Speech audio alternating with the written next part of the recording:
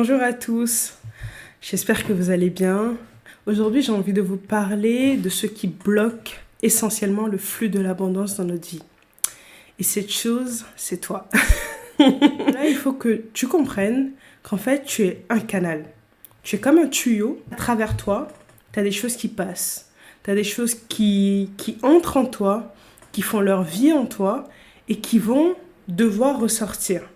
Et il y a deux raisons principales pour lesquelles ce flux est souvent interrompu. C'est parce que la plupart du temps, en fait, quand on reçoit des choses, on les garde pour nous. Tu as une espèce de Graal, une espèce de coupe, d'accord? Et il y a un certain espace en toi. Et cet espace, s'il est constamment rempli de choses que tu ne laisses pas passer, il est évident qu'il ne peut pas accueillir de nouvelles choses.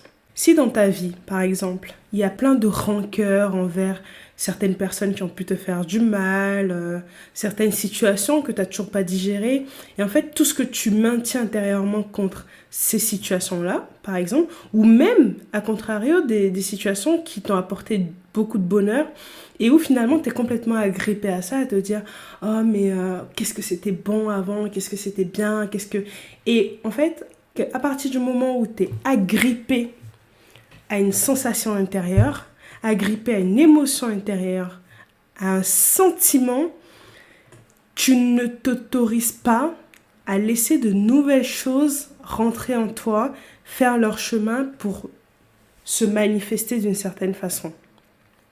Donc, il faut vraiment que tu prennes conscience que tu es un canal.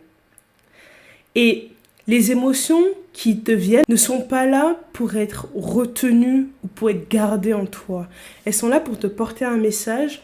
Et à partir du moment où tu t'autorises à écouter l'émotion, à lui laisser la place de s'exprimer, l'émotion, de toute façon, elle part d'elle-même. Tu n'as pas besoin de faire en sorte de la dégager ou quoi que ce soit.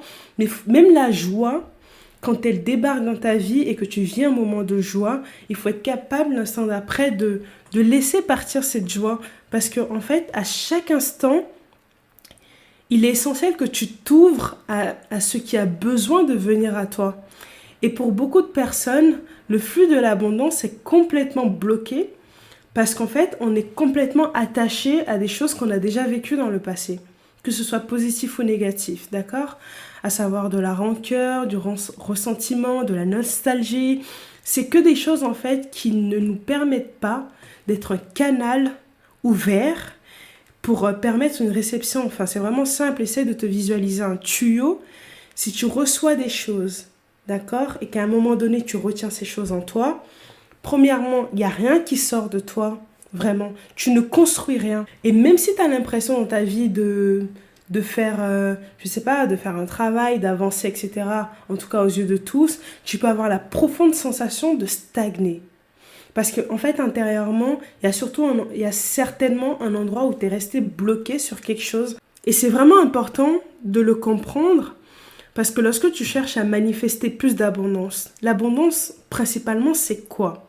Au-delà de l'abondance manifestée qui peut prendre diverses formes, l'abondance à l'origine, c'est quoi? C'est une abondance d'idées. C'est une abondance d'intuition. C'est une abondance, en fait, de canalisation, de réception, de quelque chose de plus élevé, tu vois. Et en réalité, le seul moyen d'en faire l'expérience, c'est vraiment de s'ouvrir et d'accueillir l'expérience en soi. Moi, j'ai beau raconter tout ce que je veux dans mes vidéos, raconter comment le faire. Au final, il n'appartient qu'à toi d'en faire l'expérience ou non. Et ici, je ne suis pas là pour te convaincre.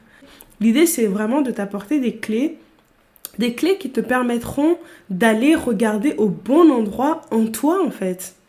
Et souvent, si tu as l'impression de stagner, surtout si tu es un artiste, par exemple, ou si tu es quelqu'un qui crée énormément, qui a besoin de créativité, ou même si dans ta vie quotidienne, tu sens que tu manques de créativité dans les solutions que tu apportes à tes problèmes, c'est peut-être parce qu'à un moment donné, il y a quelque chose qui est bloqué en toi et qui ne permet pas la libre circulation de l'information. Et donc, le meilleur moyen, vraiment, de relaisser le flot de l'abondance couler dans ta vie, c'est d'accepter de recevoir dans un premier temps les idées qui te sont offertes, les inspirations qui viennent à toi.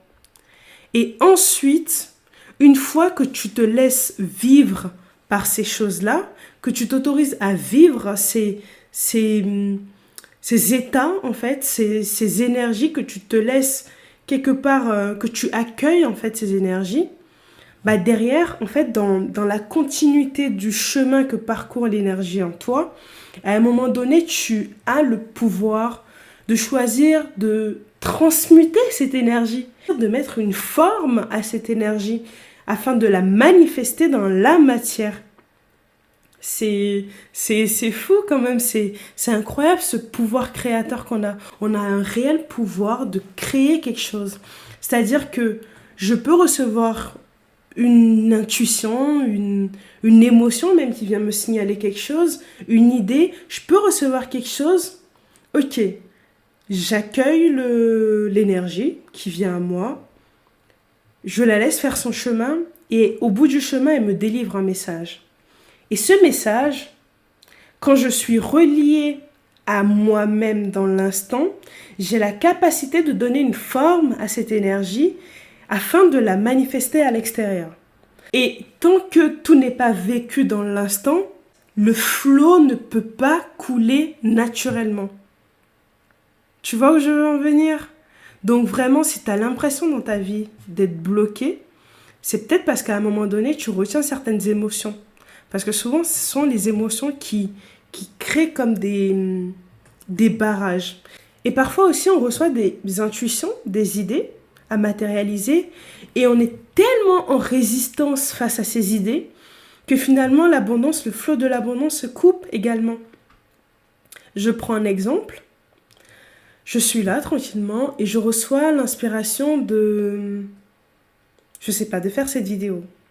Et puis moi, je suis là et je résiste, je rumine dessus, etc. En fait, ce que je fais inconsciemment, c'est que je coupe le flot de l'abondance. Parce que le fait de ne pas m'autoriser à matérialiser l'inspiration qui vient à moi, de ne pas me mettre au service de ma propre personne, finalement, c'est comme si je me coupais de moi-même. Et dans cette coupure que j'ai avec moi-même, l'abondance se coupe. Et alors, qu'est-ce qui se passe? Il se passe que je dois me casser la tête, élaborer des stratagèmes mentaux afin d'arriver à une solution plus ou moins correcte. C'est dans ces moments-là, en fait, qu'il y a une certaine lutte qui s'installe intérieurement et finalement, on ne sait pas quoi faire, on est constamment en train de peser le pour, le contre, est-ce que je fais ça, est-ce que je fais pas ça? Et c'est de là que vient le déchirement. Et quand il y a déchirement, c'est que finalement, toutes les parts de nous ne sont pas réunifiées. Et si ces parts ne sont pas réunifiées, à un moment donné, c'est qu'on n'est pas dans la totalité de notre être.